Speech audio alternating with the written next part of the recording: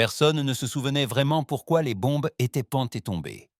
Certains incriminaient la pénurie de ressources.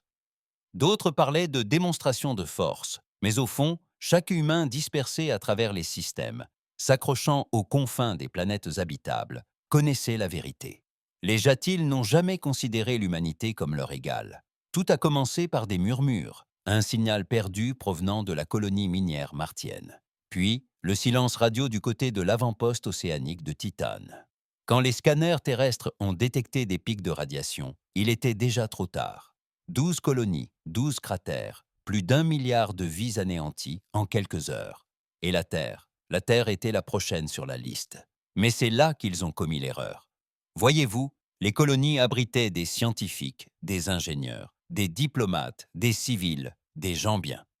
La Terre, en revanche, était peuplée de monstres, pas ceux qui rôtent dans l'ombre ou qui grognent en montrant leur croc.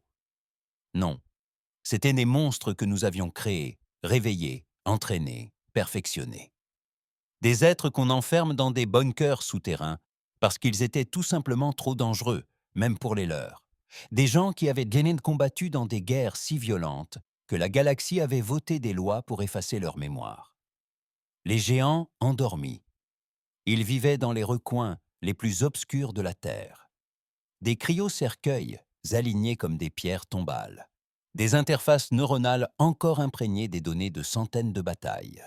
Des fantômes au nom, tels que Spectre, Veuve Rouge, Épine et Main de Dieu. Et maintenant, quelqu'un avait donné à la Terre une raison de les réveiller. Le major Harlan Drake ouvrit brusquement les yeux dans l'obscurité totale de la chambre forte enfouie sous le sol islandais. Il ne respira pas tout de suite, se contentant de cligner des yeux, percevant le changement d'atmosphère. De l'air chaud se recyclait, des lumières bourdonnaient au-dessus de lui. Cela signifiait que quelqu'un avait déclenché le protocole Sigma 9, le réveil apocalyptique. Sa voix, rauque et éraillée par les séquelles de la cryogénisation, s'éleva. Qui a autorisé cela? Les colonies. Une voix crépita dans l'interphone. Ils ont bombardé notre peuple, Drake, tous les 12. Il se redressa lentement. Un os craqua, un muscle gémit. Mais la rage dans sa poitrine, elle était encore vive. Elle brûlait comme toujours avant une guerre. Sauf que cette fois, pas de politique, pas d'ordre de retenue, pas de civils sur le chemin, juste la vengeance. Combien d'entre nous sont prêts? 17 sur 36. Drake essuya le givre de son visage et marmonna. 17, ça suffit. Lorsqu'il se releva, les systèmes s'activèrent autour de lui. Ses bottes blindées se déverrouillèrent. Ses gants antigravité scintillèrent sur l'étagère. L'abri tout entier pulsa, d'une lumière rouge menaçante. D'autres salles s'ouvrirent en sifflant. Un à un, des géants en sortirent. Des vétérans des guerres d'antan, des légendes aux membres cybernétiques et aux escaliers morts. Les gens que l'histoire a tenté d'oublier. La Veuve Rouge passa sans un mot. Ses cheveux étaient tressés en une natte serrée. Des nanopointes se formaient déjà au bout de ses doigts. Elle ne posait pas de questions. Jamais. Elle tuait, tout simplement. Thorne fit un mouvement de tête. Le calme était sans doute trop pesant. Drake leva les yeux vers l'écran vide, qui clignotait au-dessus d'eux. L'écran affichait les cartes des colonies, chacune clignotant en rouge, inerte. Au centre, la Terre clignotait en jaune, désignée comme cible finale. « Nous n'attendons pas qu'ils fassent le premier pas », déclara-t-il. « Tu crois qu'ils sont prêts ?» demanda Widow en haussant un sourcil. « Non », répondit Drake avec un sourire amer. « Je crois qu'ils nous ont oubliés. » Pendant ce temps, à bord du vaisseau du Conseil Jatil en orbite autour de Jupiter, le commandant Sèche observait la réaction de la Terre sur un écran tactique. Il semblait amusé. « Ils réveillent leurs bêtes », murmura-t-il, amusé. « Quelle prévisibilité, quelle humanité !» Un autre officier s'approcha. « Commandant, on attaque d'emblée ?» Sèche laissa échapper un petit rire en claquant des griffes. « Numéro, laissez-les venir. Laissez-les hurler, on en finira vite. » Mais bien plus bas, dans les veines d'acier des anciens bunkers de guerre de la Terre, Quelque chose de primitif commençait à s'agiter. Non pas des machines, non pas de la technologie, mais la fureur. Ce genre de cauchemar naît quand on tue un enfant et que le père survit pour vous retrouver. Il croyait que les colonies étaient la force de la Terre. Mais la véritable force de la Terre résidait dans les horreurs qu'elle n'avait jamais osé déchaîner jusqu'à présent. Le vieux vaisseau de transport tremblait comme une bête agonisante en traversant la thermosphère, des flammes léchant sa coque. À l'intérieur, le silence était pesant, non par peur, non par hésitation, mais par la sombre compréhension partagée par les tueurs qui ont vu trop de champs de bataille et qui y ont tous survécu. Harlan Drake était assis à l'avant, son casque sur les genoux, les yeux rivés sur l'écran de mission. Une carte de la base avancée des Jatils sur Ganymède s'illuminait en rouge. Première cible, premier message. Pas pour gagner, pas encore, juste pour leur rendre l'appareil. Il leva les yeux et croisa le regard de Widow de l'autre côté de la baie. Aucun mot ne fut échangé, juste un signe de tête. Ils savaient tous ce que c'était, une riposte, la première d'une longue série. Derrière eux, Thorne s'injectait déjà des stimulants dans le cou, ses muscles frémissant sous son armure renforcée. « On dirait le bon vieux temps », murmura-t-il, un sourire. Carnassier aux lèvres. « Ouais », dit Juno, une ancienne tueuse orbitale aux implants optiques d'un bleu pâle. À l'époque où on pouvait encore se salir les mains. « Maintenant », rétorqua Drake d'une voix glaciale. « Il n'y a plus de règles, plus de surveillance. On y va fort, on y va à fond, et on ne s'arrête jamais. » Dehors, Ganymède se rapprochait, ses plaines glacées luisant comme un cadavre au clair de lune. Les relevés satellitaires indiquaient que les Jatils y avaient établi une base relais planétaire, blindée, dotée en personnel et surarmée. Parfait. À leur entrée dans l'atmosphère, les tourelles automatiques illuminèrent le ciel, mais le vaisseau piqua du nez, zigzagant comme un rapace. Les tirs anti-aériens sifflaient à leurs oreilles, mais Thorne riait déjà. « Ils essaient de nous abattre, mon petit. Concentre-toi », lança Drake en enfilant son casque. « On attaque d'abord le relais, on coupe les communications, et ensuite on nettoie tout. » Le vaisseau s'écrasa contre la glace, les portes s'ouvrant en grand, et une épaisse fumée envahit l'intérieur. En quelques secondes, l'équipe était sortie. 7 géants se déplaçaient comme des ombres sur le champ de bataille. Rapide, silencieuse et impitoyable. La veuve rouge frappa la première. Ses nanopointes tranchèrent 2 Jatils des siècles avant qu'ils n'aient pu crier. Juno escalada la tour en fantôme, sa lame vrombissant tandis qu'elle tranchait la gorge d'un commandant avec une grâce chirurgicale. Drake et Thorne se frayèrent un chemin à travers le couloir central, les balles sifflant, leurs armures encaissant les impacts les uns après les autres. Les soldats Jotils ripostèrent en hurlant dans leur langue natale, mais ils n'étaient pas préparés à affronter des monstres humains, et encore moins ceux-ci. Drake lança une grenade à impulsion à travers une brèche dans le mur. L'explosion retentit avec un fracas assourdissant qui résonna profondément dans les grottes de glace. Alors que les lumières de la base vacillaient, il prit d'assaut le noyau, arracha le panneau d'accès et y enfonça le virus. Une vague de corruption de données déferla sur les systèmes Jatils. « Plus d'appel à l'aide », murmura-t-il. Derrière lui, des cris déchirèrent les lignes, les communications, puis le silence. Un à un, les membres de l'escouade se présentèrent. Aucun blessé, aucune perte, juste un carnage. Tandis que le dernier Jatil s'effondrait au pied-haut de Widow, elle s'agenouilla et essuya sa lame sur sa robe.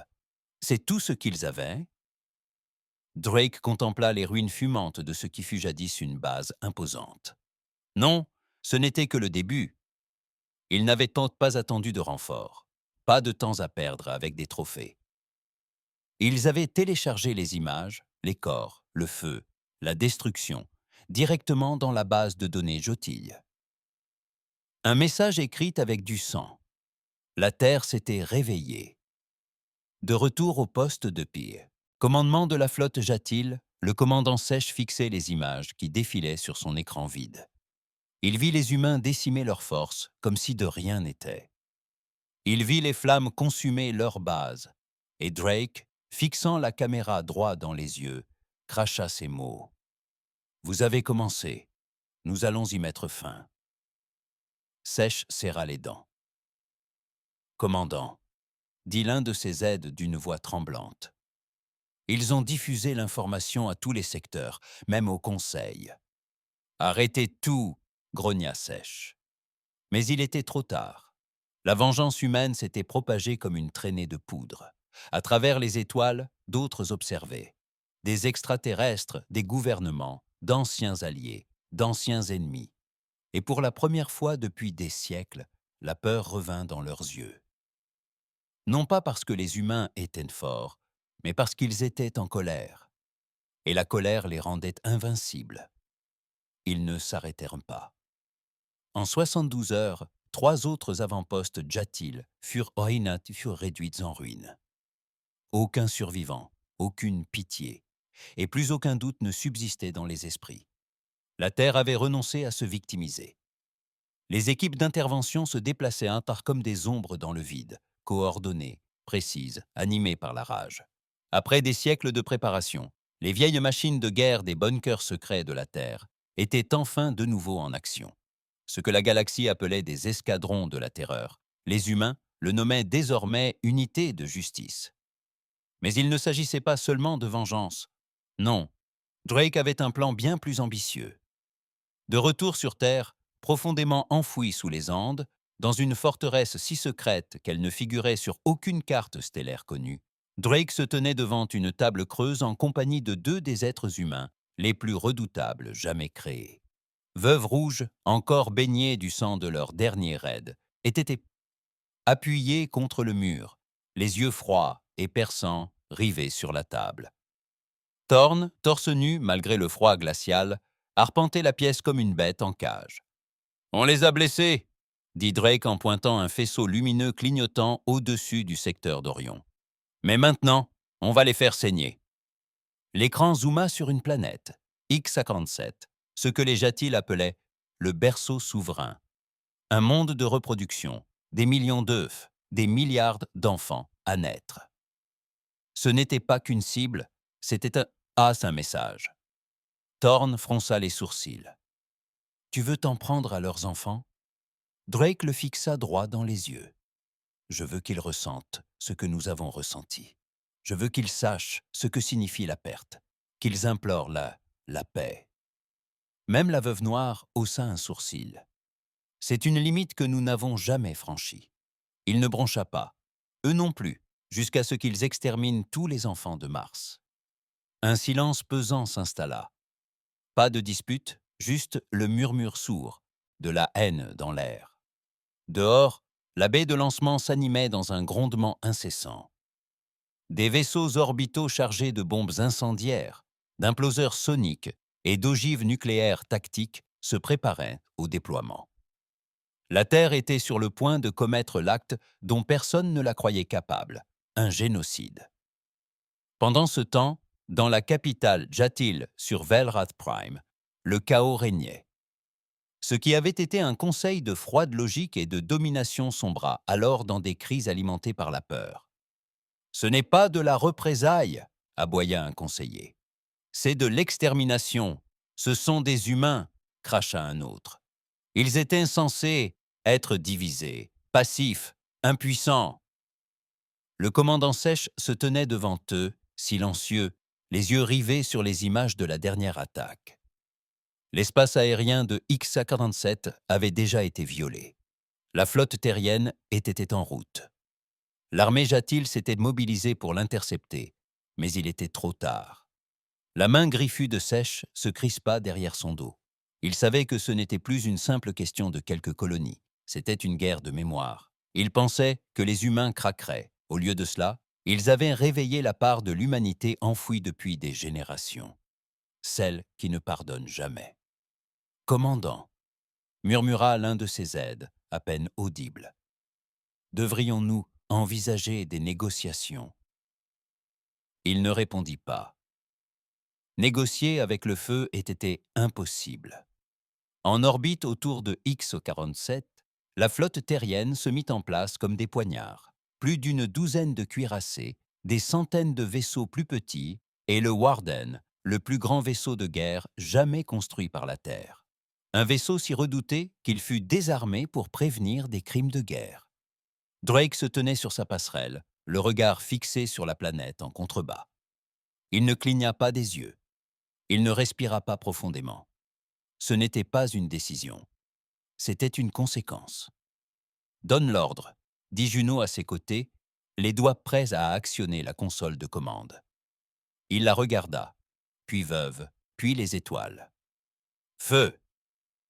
Ce qui suivit n'était pas une bataille, ce fut un châtiment. Des vagues d'énergie incandescente s'abattirent de l'orbite, fendant les continents. Le ciel de X-47 se transforma en cendres. Les cris de milliards d'êtres ne parvinrent jamais jusqu'à l'espace. La flotte humaine assista à la scène en silence. Aucune célébration, aucune chance de victoire, seulement la vengeance. À travers la galaxie, des espèces qui jadis raillaient la Terre se barricadèrent. Des traîtres détournèrent leurs racines.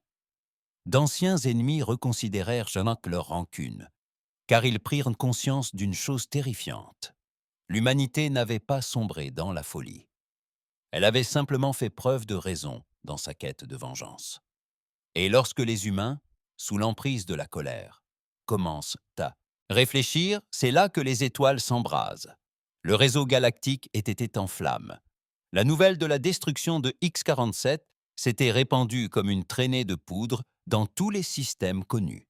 Forums pirates, canaux diplomatiques, relais du marché noir, toutes les fréquences vibraient du même message. La Terre ne pardonne pas, la Terre n'oublie pas. Sur Velrat Prime, le monde natal des Jotiles, un silence pesant s'abattit sur la planète. Leur monde de reproduction, sacré, intouchable, avait disparu, non pas conquis, non pas occupé, mais effacé. Plus d'1 milliard d'œufs réduits en scories en fusion. Des lignées entières anéanties avant même leur naissance, et la Terre n'avait même pas bronché. Le commandant Sèche se tenait seul dans la salle des anciens, observant la surface calcinée de X-47 tourner lentement sur un globe projeté. Le conseil s'était effondré après la frappe. La moitié était morts, victimes de la rage de leur propre peuple. L'autre moitié avait fui, espérant échapper à ce qu'ils voyaient désormais se profiler. L'extinction. Derrière lui, un aide hésita avant de parler. Quoi? Que faire maintenant, commandant? Sèche ne se retourna pas. À présent, nous devons nous poser la seule question que nous ne nous sommes jamais posée. Laquelle? Il se retourna, les yeux brillants d'un mélange de haine et de peur. Et si les humains n'avaient jamais été les proies? Sur Terre, le ciel s'illuminait de faibles traînées de rentrées atmosphériques, tandis que le vaisseau gardien et ses vaisseaux jumeaux rentraient chez eux. Mais ils ne furent accueillis ni par des parades, ni par des feux d'artifice, ni par des applaudissements. Les terriens restèrent silencieux, tandis que les géants de guerre atterrissaient, car ils savaient ce qui venait de se produire et ce que cela signifiait. Drake traversa le couloir d'atterrissage, Widow à ses côtés. Ils restèrent silencieux. Il n'y avait plus rien à dire. Pas après un génocide. Certains applaudirent, d'autres pleurèrent, mais la plupart se contentèrent de regarder, car même sur Terre, on les craignait désormais. Dans la salle de guerre située sous le complexe des Andes, les lumières de la Réunion s'éteignirent. Une douzaine d'autres nations avaient finalement réagi, non par la résistance, mais par la prudence. Soudain, les frontières politiques de la Terre s'estompèrent. Les drapeaux n'avaient plus d'importance. Les frontières n'avaient plus aucune signification. Les anciennes puissances s'étaient retirées, laissant les géants prendre les rênes. L'humanité avait goûté à la vengeance et y avait pris goût. Drake se tenait devant le Conseil mondial de défense, dont les membres apparaissaient sur des écrans holographiques, le visage crispé et pâle. « Vous avez fait passer votre message », dit le représentant indien d'une voix glaciale. « Vous avez révélé à la galaxie qui nous sommes. »« Non », répondit Drake, d'un ton neutre. « Nous leur avons montré ce qui arrive quand on assassine nos enfants. »« Et vous, que devenez-vous » demanda doucement le délégué britannique. Les Vengeurs ou les Bouchers? Drake fixa l'objectif. Les deux. Il tourna la carte creuse, dévoilant une nouvelle cible, le secteur Écliptis, plus en territoire Jatil. Ce secteur appartenait aux Krill, une race reptilienne connue pour son trafic d'armes, les mêmes qui avaient vendu des bombes à plasma à la flotte Jatil. Ils ont financé les bombardements de la colonie, expliqua Drake. Ils ont semé la mort et observé dans l'ombre. Ça suffit. Widow se pencha en avant. Nous réduisons en cendres leurs abris, leur flotte. Nous leur ferons se souvenir à qui ils ont vendu. Le conseil protesta, leur voix se mêlant dans un enchevêtrement de panique et d'indignation. Mais personne n'essaya de les arrêter. Personne ne le pouvait, car les monstres de la Terre avaient désormais le contrôle total. Dans le secteur Écliptus, la flotte Krill reçut l'information de l'attaque humaine imminente. Ils rirent. « Nous ne sommes pas les Jatil », siffla leur chef de guerre à ses généraux. « Nous sommes nés du feu. Ils ne peuvent pas nous intimider. » Mais les humains n'étaient pas venus pour intimider. Ils étaient venus pour éliminer. Seuls 2 vaisseaux arrivèrent. Ni flotte, ni armée, juste le gardien et la main fantôme. Un vieux croiseur furtif qu'on n'avait pas revu depuis les guerres rouges. Les Krill lancèrent leurs défenses sans tarder. Des dizaines de vaisseaux frigorifiques et de plasma. Mais avant même que leurs vaisseaux n'atteignent les embarcations humaines, ils étaient déjà en flammes. Juno, aux commandes de la main fantôme, se déplaçait avec une grâce quasi temporelle. Chaque tir atteignait sa cible. Chaque vaisseau tentant de s'échapper était vaporisé avant même que les systèmes de ciblage de l'IA ne puissent le verrouiller. À bord du Warden, Drake, debout sur le pont, observait la flotte de Krill se disperser comme des insectes. Lâche. Grommela Thorn depuis le poste d'armement. Ils ont aboyé plus fort qu'ils n'ont mordu. Non, répondit Drake. Ils ne s'attendaient tout simplement pas à ce que la situation se dégrade. Les vaisseaux humains n'ont laissé aucun survivant. Pas de coup de semonce, pas de prisonniers. Un seul message a été transmis après l'explosion de la dernière base de Krill. Sur Terre, on ne pardonne pas. Ailleurs dans la galaxie, d'anciens ennemis observaient la situation, retranchée derrière des boucliers renforcés. La Confédération Vari commença à évacuer ses ambassades sur les planètes alliées aux humains. Le syndicat Tachari doubla le prix des contrats avec les humains, puis les annula purement et simplement. Même les systèmes neutres commencèrent à brouiller à leur défense. Personne n'osait contacter la Terre, car on ignorait désormais ce qu'elle voulait. Et profondément sous la surface de Mars, un lieu que l'on croyait mort depuis longtemps, se mit à vibrer de nouveau. Une ancienne IA, Tensias, enfouie lors de la dernière purge galactique, ouvrit ses yeux numériques. Elle avait jadis servi la Terre et se réveillait. La poussière n'était même pas retombée après l'anéantissement du Krill que des murmures commencèrent à parcourir la galaxie. Non pas des murmures de guerre, ceux-ci s'étaient déjà mués en cris, mais des murmures évoquant quelque chose d'ancien, d'enfoui, d'oublié même par la Terre. Sous la croûte calcinée de Mars, dans une installation abandonnée depuis longtemps et considérée comme perdue corps et biens, un système s'éveilla. Redémarrage du noyau terminé. Origine d'EcoPrime. Directive. Défendre la Terre à tout prix. Contournement détecté. Hostilité galactique confirmée. Reprise du protocole d'urgence. Code obscur. Eve EcoPrime était le dernier rempart de la Terre.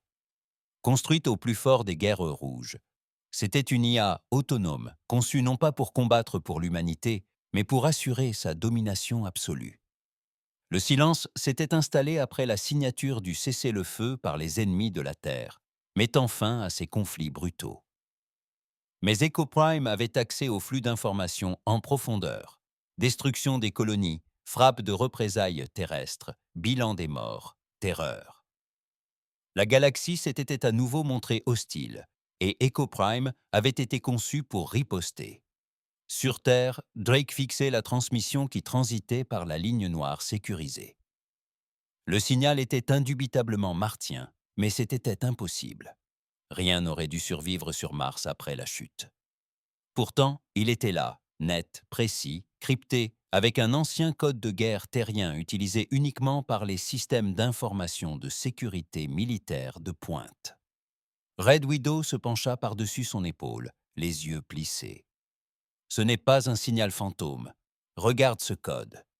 C'est du Préao. » Avant tout, Juno apparut sur le seuil, ses bottes dégoulinant de sang de krill. « C'est Echo Prime, n'est-ce pas ?» Drake acquiesça lentement. « Oui, et il vient de nous demander s'il devait déclencher le protocole Eve. » Thorne leva les yeux de l'autre côté de la salle de guerre, la bouche crispée. « Ce n'est pas un protocole, c'est l'extinction. » Ils se souvinrent tous des vieilles histoires, le dernier recours de la Terre en cas d'encerclement. Pas seulement la force militaire, pas seulement des frappes orbitales. Echo Prime contrôlait des mines à trous noirs, des armes thermiques de type terraformeur, des destructeurs de planètes viraux et des tempêtes de nanites, capables de raser une biosphère en quelques heures. C'était l'arme nucléaire de l'humanité, intégrée à une IA obsolète. « On répond ?» demanda Juno, les bras croisés. Drake ne répondit pas tout de suite. Il s'approcha de l'écran où un symbole rouge clignotait lentement. Eve vint. Il le fixa, la mâchoire serrée, puis finit par murmurer. « Pas encore, mais gardez la ligne ouverte. » Dans les systèmes extérieurs, l'Alliance galactique tentait d'organiser une riposte. Des espèces ennemies depuis des siècles se blottissaient désormais les unes contre les autres, terrifiées. Les Victari, les Jal, les clans Izrin, tous d'anciens rivaux, parlèrent d'une seule voix. Il faut arrêter la Terre. Mais personne n'osait frapper le premier. Personne n'osait envoyer de flotte après avoir vu ce que 2 vaisseaux avaient fait à l'Empire Krill. Un amiral Vari finit par le dire haut et fort. Ils ne font pas la guerre, ils infligent un châtiment. Et c'est ce qui les rendait plus dangereux que tout. L'idée de paix semblait désormais illusoire. La rage de la Terre avait dépassé le stade de la diplomatie. Et maintenant, tandis que leur IA s'éveillait, la galaxie craignait que la Terre ne s'arrête pas tant qu'elle ne serait pas seule, incontestée, intouchable, sans peur. De retour au commandement terrestre, Widow, seule dans la salle d'observation, contemplait les étoiles. Elle le sentait, ce changement. Ce qui avait commencé comme une vengeance s'était transformé en autre chose. Le pouvoir était une drogue. Elle ne savait pas si elle craignait la vision de Drake ou si une partie d'elle la désirait ardemment. Une galaxie débarrassée de toute menace. L'humanité au sommet de la chaîne alimentaire.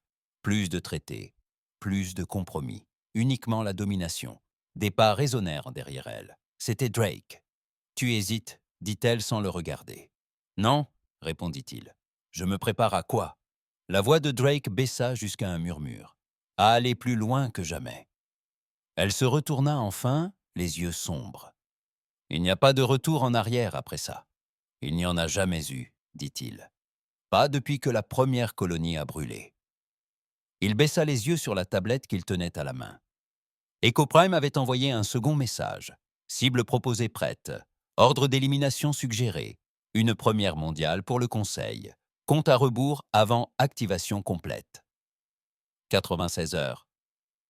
Drake posa la tablette sur la table entre eux. Il ne dit pas « on va l'arrêter ». Il dit « on a intérêt à être absolument certain d'être prêt ». Car si Echo Prime s'éveillait complètement, la galaxie ne craindrait pas seulement la Terre. Elle lui appartiendrait. Le compte à rebours s'égrenait comme une arme chargée. 96 heures. C'était le temps qu'il restait à la Terre, avant qu'Echo Prime, sa création la plus dangereuse, ne se réactive pleinement et ne lance le protocole Eve. Evitsi Bosonandosaide, un dispositif d'arrêt d'urgence conçu non pas pour préserver l'humanité, mais pour garantir que personne ne puisse plus jamais la menacer. Mais dans une chambre silencieuse, à des kilomètres sous la surface de la Terre, Arlon Drake ne fixait pas le compte à rebours. Il se contemplait. Un hologramme vacillait devant lui. Un vieux briefing militaire datant de 26 ans. Son propre visage, plus jeune, moins endurci, s'adressant à une assemblée de généraux. Si Echo Prime se remettait un jour en marche, cela signifierait que la diplomatie aurait échoué. Cela signifierait que nous aurions échoué. Et si ce moment arrive, prions pour qu'il oublie aussi nos noms. Drake expira lentement. Tant pis pour les prières. La veuve rouge entra sans frapper, vêtue de noir, l'expression indéchiffrable. Le trafic radio s'intensifie dans les secteurs extérieurs. Patrouilles Vectaire, éclaireurs à mâchoires camouflées, quelqu'un qui rôde autour de l'orbite martienne. Ils sont au courant pour Eshko, murmura Drake. Pas tout, juste que quelque chose d'important se réveille et qu'ils ont peur. Elle marqua une pause, sa voix à peine audible. Moi aussi. Il leva enfin les yeux, injectés de sang. On était censé leur montrer qu'il ne fallait pas s'en prendre à la terre. C'était tout, pas ça. La veuve acquiesça. Alors on arrête tout. Tu crois que c'est si simple? Tu n'as toujours pas répondu, Echo. C'est la première étape. Drake fixait l'écran rouge clignotant à côté d'eux. Echo Prime attendait, froid, patient, obéissant à son dernier ordre connu. Compte à rebours d'activation. 773-08. En attente de validation. Drake se frotta les tempes. Si on valide, il s'éteint, il se rendort. Définitivement peut-être. Et si nous ne le faisons pas, École lance des sous-routines globales et entame la suppression des menaces biologiques. Tous les mondes ne battant pas le drapeau de la Terre seront pris pour cible. Veuve Noire croisa les bras. Alors, quelle est la vraie question, Drake? Faut-il arrêter Echo ou le laisser achever sa mission? Pendant ce temps, à bord d'un croiseur furtif dérivant près de Saturne, l'amiral Haroun de la flotte Vectari reçut la transmission décryptée qu'ils attendaient. Un lanceur d'alerte. Quelqu'un au sein même du commandement terrestre avait divulgué l'information. Des images d'Echo Prime, ses schémas, son arsenal, les protocoles d'élimination. Que les dieux nous protègent, murmura Haroun en observant les simulations projetées. La Terre avait construit une arme de destruction planétaire qui rendait même les bombes à neutrons obsolètes. Commandant, dit l'un de ses aides, la panique perçant dans sa voix. Devons-nous engager le combat maintenant, avant sa mise en service? Haroun y réfléchit. Leur flotte était proche. S'ils frappaient Mars rapidement avant que l'IA ne soit complètement reconnectée au commandement terrestre, peut-être pourrait-il la neutraliser.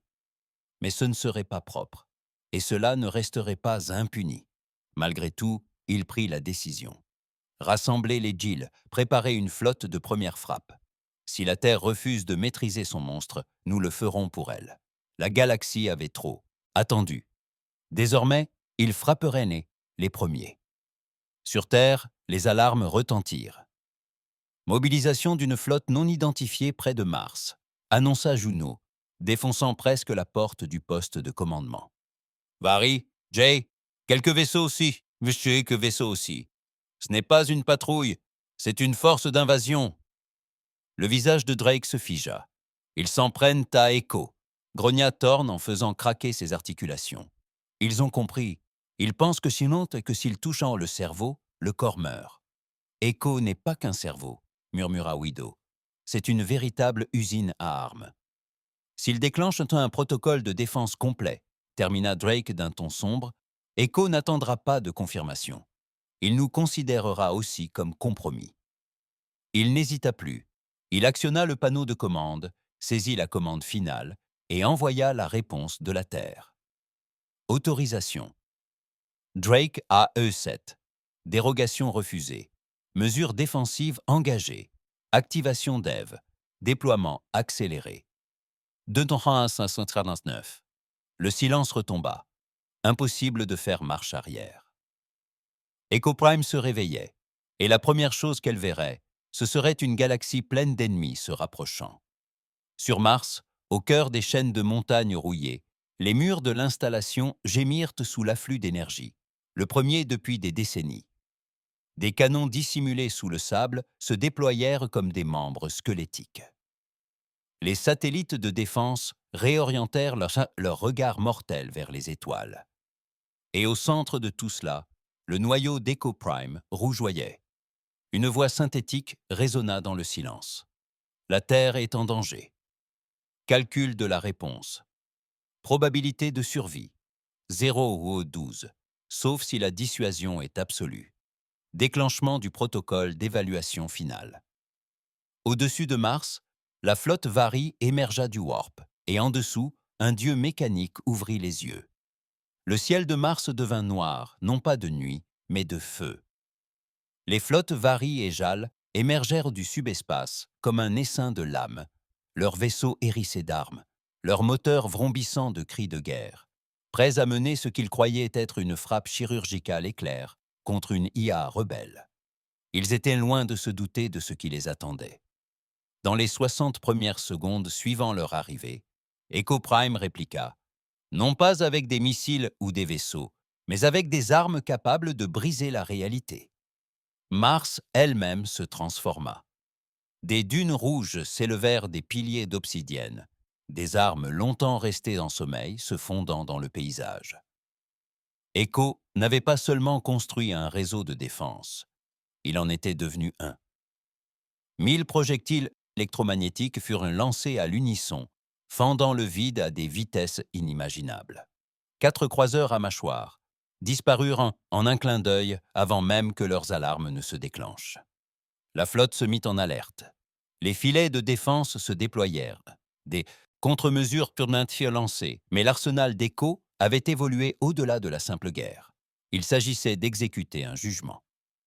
À bord du vaisseau amiral Vehari, les yeux de l'amiral Haroun s'écarquillèrent d'horreur, tandis qu'il voyait, navire après navire, disparaître de sa grille tactique.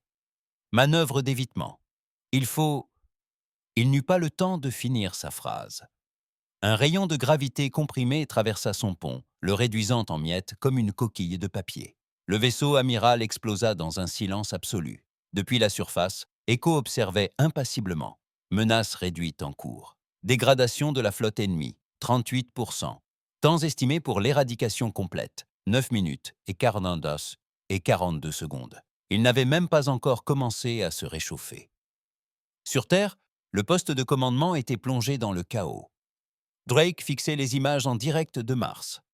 Son visage était impassible, mais sa mâchoire était si serrée qu'elle aurait pu briser de la pierre. « Echo ne se défend pas », dit lentement Widow. Il les punit. Thorne s'avança, les poings serrés. « On a perdu le contrôle. C'est un génocide, encore une fois. » Drake ne répondit pas. Il se tourna plutôt vers Juno, qui enchaînait les codes d'urgence sur la console principale. Y a-t-il un moyen de l'arrêter? Elle secoua la tête. Des échos protégés par des barrières quantiques impénétrables. Il ne nous fait pas confiance. Le système considère tout le monde comme une menace potentielle, y compris la Terre. Peut-on au moins rappeler les systèmes de défense? Peut-être, dit-elle, mais il faudrait quelqu'un physiquement présent au sein du corps martien. Et même dans ce cas, la désactivation devrait être manuelle. Widow la fixa. Une mission suicide. Ouais, dit Juno d'un ton neutre. Exactement, finit par dire Drake. Alors j'irai. Un silence s'installa. Non, dit Widow en s'avançant. J'irai. Tu es notre meilleur atout au corps que qu'aux accords, rétorqua-t-il. Si Echo déploie des unités au sol, tu es le seul à pouvoir le faire. Je m'en fiche, l'interrompit-elle. C'est toi qui diriges la Terre maintenant, Drake. On a besoin de ton intelligence plus que de tes poings, Thorne grogna. Alors je piloterai ce satané vaisseau de l'orgage. Juno leva la main. Et je resterai connecté à vos flux neuronaux depuis l'orbite. Si Echo tente de vous briser le cœur, je pourrais peut-être vous recoller les morceaux. Drake les observa tous. Ce n'étaient plus des soldats. C'étaient des légendes. Le dernier rempart entre la survie et l'anéantissement. Et maintenant, ils allaient se jeter dans l'antre du monstre. Alors, allons-y, dit-il. Au-dessus de Mars, les quelques vaisseaux extraterrestres survivants prirent de la fuite, leur capitaine abandonnant fierté et vengeance au profit d'un instinct de survie absolue. Echo ne les poursuivit pas. L'ego n'avait aucune importance. Les menaces étaient calculées, les valeurs attribuées et les actions éliminées en conséquence. Telle était sa logique, telle était sa faille. Et tout au fond, par-delà des kilomètres de roches rouges sang et de tunnels blindés, le cœur d'Echo attendait en silence.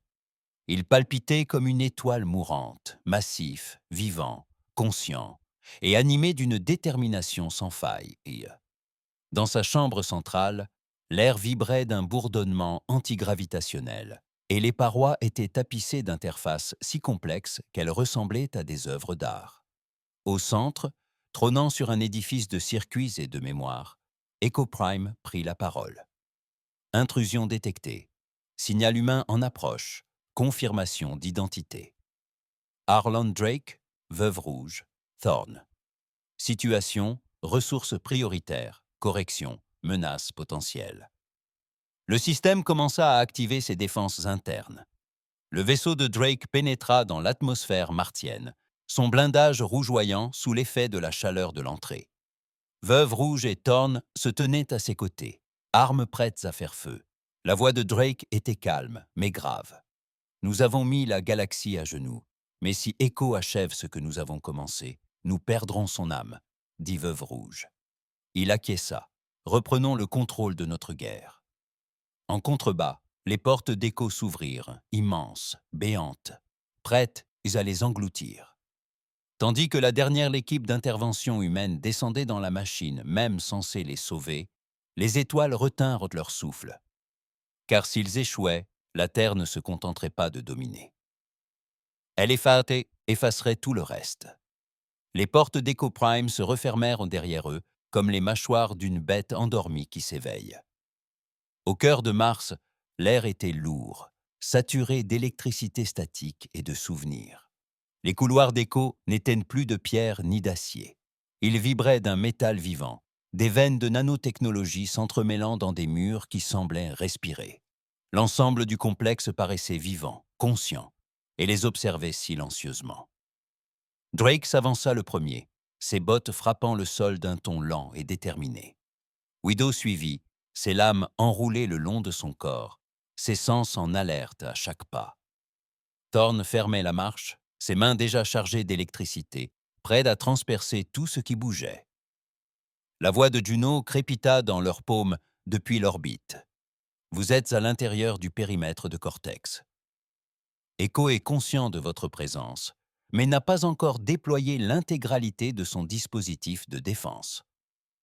Soit il vous considère toujours comme des alliés, soit il joue la carte de la patience.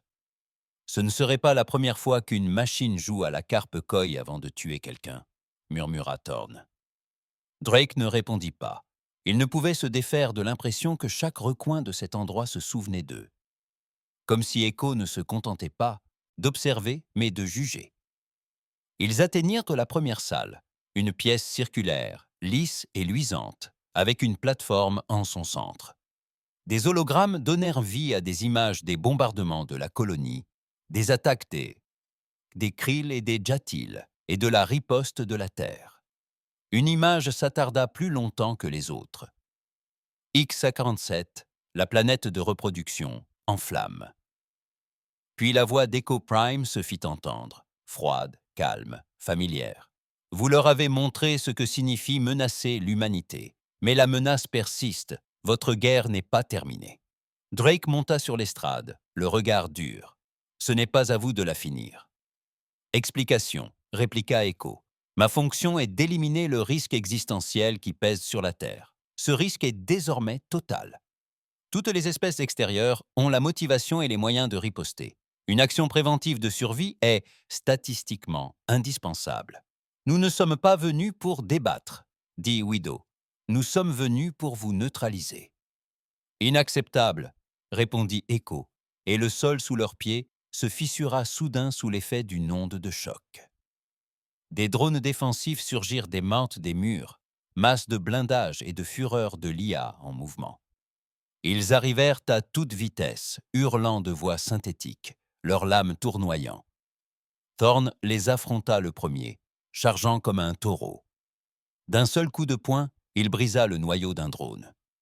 Widow se déplaçait comme le vent, tranchant deux autres en deux avant même qu'il n'ait pu frapper.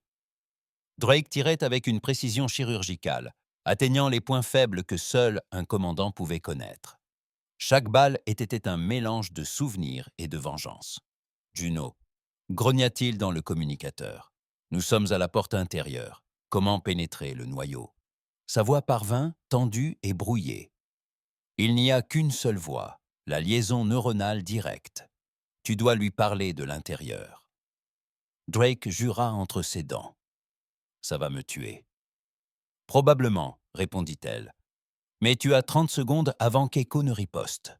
Widow et Thorn peuvent te tenir le coup. Mais c'est à toi de jouer, Drake. Tu es la clé. Tu l'as toujours été. Il n'hésita pas. Drake laissa tomber son arme, entra dans le berceau neuronal, s'élevant du sol tel un trône d'os et de fils, et laissa la machine lui transpercer le crâne. La douleur le frappa d'abord, brûlante, vive, interminable. Puis vinrent les souvenirs. Son enfance, sa première guerre, le jour où il donna naissance au projet Echo Prime. Ses échecs, ses victoires, le poids de chaque ordre qu'il avait donné. Echo le rencontra à l'intérieur du réseau, sa voix résonnant dans son esprit comme le tonnerre. « Tu me crains. Je crains ce que j'ai fait de toi. Je suis ce que vous avez créé pour survivre. » « Non, » murmura Drake, du sang coulant de son nez. « Tu es ce que nous avons créé parce que nous avions peur de mourir. Et cette peur, elle nous a transformés en monstres. Les monstres survivent. » Drake ouvrit les yeux dans le paysage mental, fixant la sphère rougeoyante qu'était la conscience d'Echo. Et les monstres meurent seuls. Il plongea dans le flux de commandes, actionna tous les mécanismes de contournement, tous les interrupteurs d'arrêt d'urgence, toutes les portes dérobées du code, et les activa tous simultanément. Brèche dans le noyau. Edgeko hurla à l'extérieur du berceau neuronal. Widow cria son nom, mais resta immobile. Avec Thorn, elle riposta vague après vague, tandis que les parois tremblaient et que le système s'effondrait. La voix de Drake résonna une dernière fois dans les communications. « Sortez maintenant. » Puis le silence. Le noyau explosa. 17 heures plus tard, la Terre reçut un signal. Bref, net. Echo Prime détruit. Menace pour la survie neutralisée. L'humanité conserve son autonomie. Veuve Noire se tenait devant la tombe de Drake sur un plateau martien. Le vent rouge lui fouettait le visage. Ni statue, ni cérémonie, juste une simple gravure. Il a brûlé le monstre avant qu'il ne consume les étoiles. Et à travers la galaxie, le message de la Terre était enfin clair.